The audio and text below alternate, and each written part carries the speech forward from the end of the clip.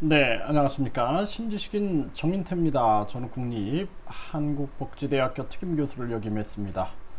네, 외국인 5명 중에 1명이 불법 체류자다. 네, 40만 불법 체류자 8.15 대사면 요구. 이 부분에 대해서 좀 말씀을 드리도록 하겠습니다.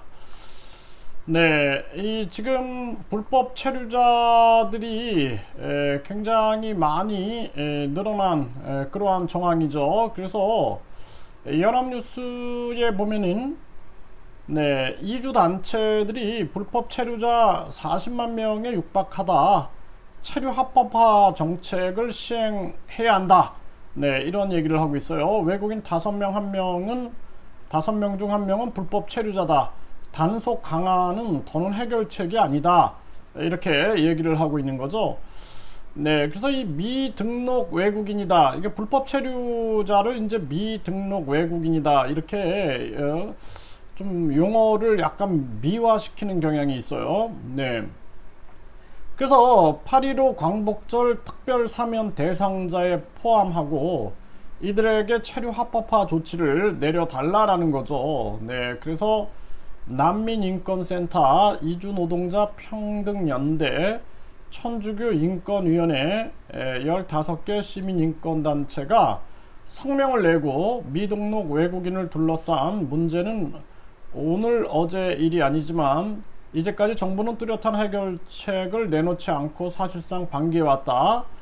그래서 이런 상황 속에서 미등록 외국인 사명과 합법화, 네, 이러한 것을 화두에 오른 국회의 모습은 반갑다.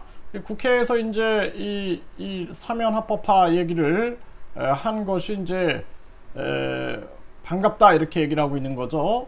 그래서 시대 전환의 조정훈 의원은 네, 불법 체류 외국인 문제의 심각성을 지적하면서 해결책으로 이들에 대한 합법화 시켜주자, 그리고 대사면을 시켜주자 이렇게 얘기를 하고 있는 것이죠. 그러니까 외국인 5명 중에 1명이 불법 체류자다라는 것이죠. 네, 그래서 지금 우리나라 같은 경우에는 300명에 불과한 출입국 단속 반원으로 1인당 1300명을 단속해야 한다라는 거예요.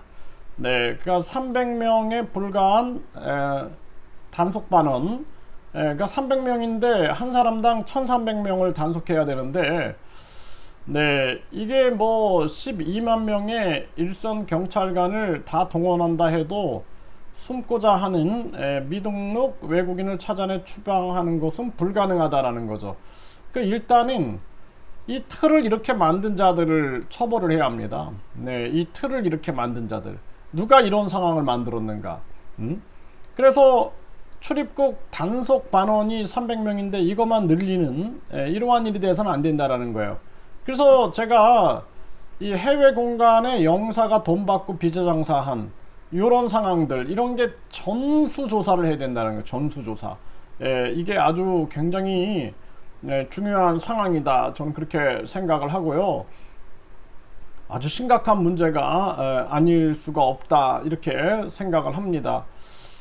그래서 이들이 미등록 외국인에 대한 사면과 합법화 조치는 현 정부가 인구절벽 해결책의 한 방면으로 내세운 이민자 유치 확대와 결이 맞다 이렇게 얘기를 하고 있어요.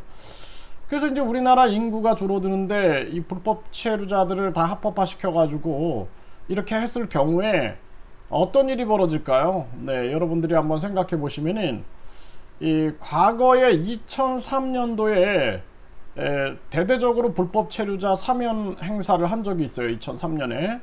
근데 몇 년 뒤 통계를 보면 한국이 이 부분에 대해 굉장히 아주 부드럽다 이런 식의 메시지가 전해져 브로커들도 암약하게 되고 단기간에 풀었던 불법 체류자만큼 거의 육박할 만큼 2005년에는 10만 명 가까이 늘었던 경험이 있다라는 거예요. 더 늘어버리는 거죠. 왜? 불법 체류해도 또 나중에 사면을 줄 테니까. 네, 이렇게 되는 거예요.